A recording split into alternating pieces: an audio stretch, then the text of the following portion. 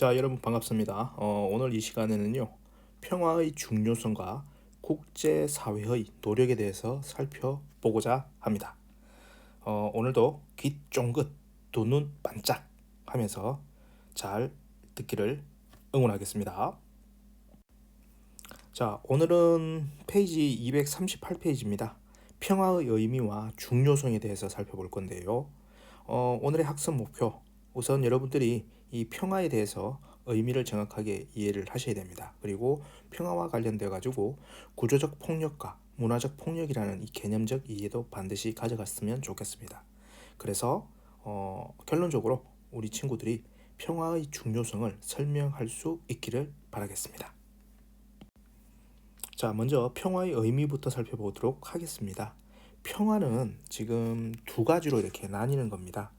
소극적 평화와 적극적 평화입니다. 자, 소극적 평화는 뭐죠? 예, 지금 보시는 바와 같이 전쟁, 테러 같은 물리적인 폭력이 없는 상태입니다. 이걸 갖다 뭐라고 얘기한다? 소극적인 평화라고 얘기를 하고요. 그 다음에 적극적인 평화라는 개념도 있습니다. 적극적인 평화는요, 직접적인 폭력은 물론이거니와 한 사회의 구조적이고 문화적인 폭력까지 모두 제거된 상태를 이야기를 합니다. 그래서 오늘날 우리가 진정한 의미에서 평화를 얘기를 한다면은 어디까지 나가야 된다? 예, 적극적 평화까지 생각을 해야 된다는 겁니다. 자, 여기서 여러분들이 기억하셔야 될 거는요, 여기서 사용되고 있는 폭력의 유형들 한번 정리를 하셔야 됩니다. 지금 소극적 평화에서는 물리적 폭력이 없는 상태라고 얘기를 했죠. 물리적 폭력이 없는 상태라고 얘기했습니다. 그리고 적극적 평화에서는 직접적 폭력이 없는 겁니다. 그러면 물리적 폭력과 직접적 폭력은 같을까요? 다를까요? 그렇죠. 같아요. 이거는 같은 겁니다.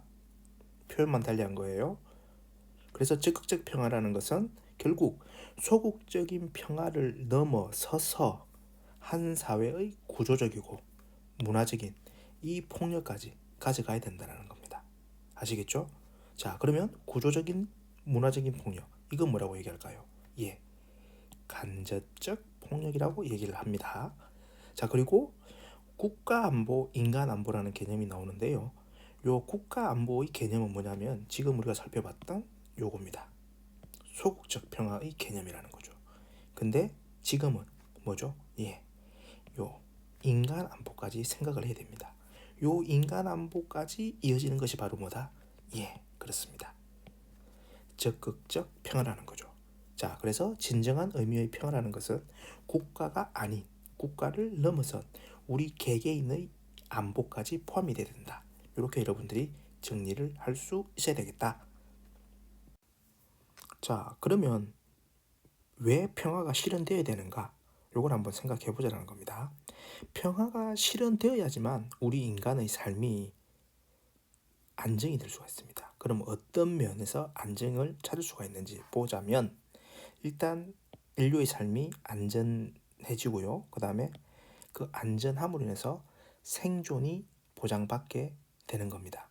그리고 더 나아가서 우리 개개인의 삶의 질이 향상이 될 수 있다는 겁니다. 평화가 보장되지 못할 경우에는 이러한 것들이 전제가 되지 못하기 때문에 우리의 삶, 생각하기도 싫지만 안전도 보장이 안 되고 그로 인해서 생존도 보장이 되지 못하는 그런 상황으로 내몰리게 된다는 겁니다. 그런 상황에서 삶의 질을 논할 수는 없겠죠. 그래서 평화는 정말 중요한 겁니다. 자, 앞서 언급해드렸던 내용을요, 조금 다시 한번 더 정리를 해봤습니다. 폭력의 관점에서. 자, 폭력이라는 것은 아까 말씀드린 것처럼 직접적인 폭력이 있고 간접적인 폭력이 있습니다. 직접적인 폭력은 다시 말해서 물리적 폭력으로 이야기가 될 수 있고, 간접적 폭력이라는 것은 구조적이고 문화적인 폭력을 이야기를 하게 됩니다. 자, 그러면 구조적, 문화적 폭력이 무엇인지 조금 더 살펴보도록 하겠습니다. 자, 구조적 폭력이라는 것은요, 간접적으로 사람의 삶을 통제하고 그래서 잠재적인 능력을 발휘할 수 없도록 방해해서 어떻게 보면은 행복을 추구할 권리를 박탈하게 됩니다. 그래서 많은 가난한 나라와 그리고 개발도상국에 만연해 있는 독재와 부패 이런 것들이 바로 대표적인 구조적인 폭력이 되겠습니다. 그래서 억압과 착취를 불러오는 폭력으로 정리를 해봤고요. 사회 구조의 모순으로 결국 삶의 질을 떨어뜨리는 폭력이 바로 구조적 폭력이 되겠습니다. 자, 문화적 폭력인데요. 이 문화적 폭력은 앞서 설명해 드렸던 구조적 폭력과 그리고 물리적 폭력의 기반이 되는 겁니다. 토대가 되는 겁니다. 사회에 퍼져 있는 성차별을 강조하는 언어 혹은 특정 종교나 집단의 어떤 철학을 모두에게 강요하는 예술 이런 것들은 사람들의 삶을 파괴하고 행복 추구를 방해하는 대표적인 문화적 폭력이 되겠습니다. 그 한 예로 저는 이제 대학의 서열화를 얘기를 한 거죠. 이러한 문화적 폭력 모두 포함해서 우리가 지금 살펴보아야 될 내용이라는 겁니다. 자, 그래서 폭력이라는 것은 주로 문화적 폭력으로부터 구조적 폭력을 거쳐서 직접적인 폭력으로 번지게 됩니다. 다시 한 번 더 강조하겠습니다. 폭력이라는 것은 조금 전에 말씀드렸던 문화적 폭력으로부터 시작해서 구조적 폭력을 거쳐서 직접적 폭력으로 번진다는 겁니다. 그래서 우리는 어떠한 문화를 만들어 나가야 되는가에 대해서 진지하게 한번 생각해 볼 필요가 있겠습니다. 예, 이번에는 이제 앞서 설명했던 인간 안보의 관점에서 다시 한번 더 정리를 해봤습니다. 자, 평화.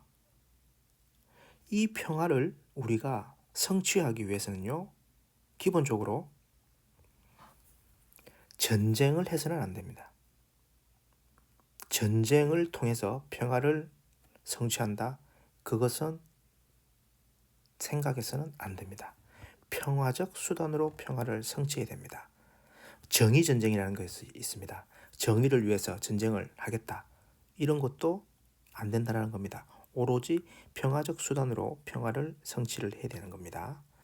그리고 그러한 평화는 소극적 평화를 넘어서서 어디로 가라고요? 예, 적극적 평화로의 관점을 가져가야 된다는 겁니다. 소극적 평화는 앞서 설명해 드렸던 것처럼 물리적 폭력이 없는 겁니다. 테러나 전쟁이나 범죄, 폭력, 집단적이고 조직적인 폭력 행위 이런 것들이 없는 거기에서 멈출 것이 아니라 여기가 뭐라고 했죠? 예, 국가 안보 고전적인 관점입니다. 여기에서 멈추는 것이 아니라 더 나아가야 된다는 겁니다. 모든 폭력이 없는 앞서 살펴봤던 물리적 폭력이라고 하는 직접적인 폭력, 그 다음에 조금 전에 살펴보았던 구조적인 폭력, 그리고 이러한 것들이 토대가 되는 문화적인 폭력이 사라진 상태, 이게 뭐라고요? 우리가 가져가야 될 평화의 목적이 된다는 겁니다. 자, 평화라는 타이틀 내에서 다양한 개념을 계속해서 이야기를 하고 있는 건 그만큼 개념이 어디에 묶이는가가 중요하기 때문입니다. 자, 그래서 다시 한 번 더 핵심 키워드로 묶어봤습니다.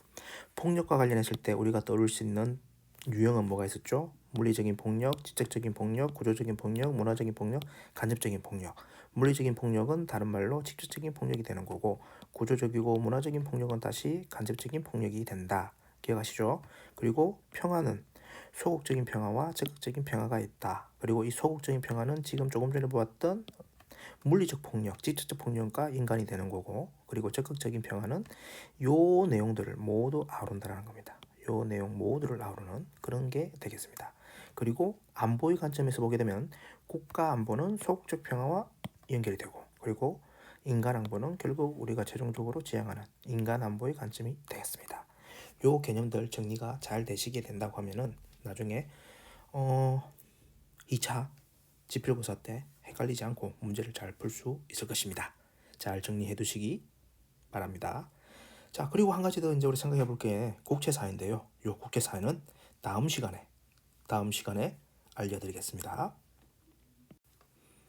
자, 이렇게 해서 평화와 관련된 오늘 학습 내용을 정리하고자 합니다. 짧은 시간 집중해서 수업 듣는다고 대단히 수고가 많았습니다. 다음 시간에 뵙겠습니다. 감사합니다.